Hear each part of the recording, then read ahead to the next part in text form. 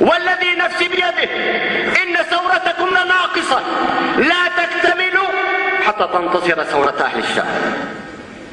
يا أهل مصر إن ثورتكم ناقصة لا تكتمل حتى تنتصر ثورة الشام. يا أهل ليبيا إن ثورتكم ناقصة لا تكتمل حتى تنتصر ثورة الشام.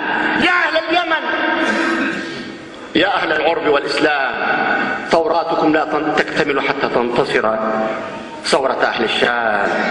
قال رسول الله صلى الله عليه وسلم: إذا فسد أهل الشام فلا خير فيكم. هذا كلام ليس من عندي.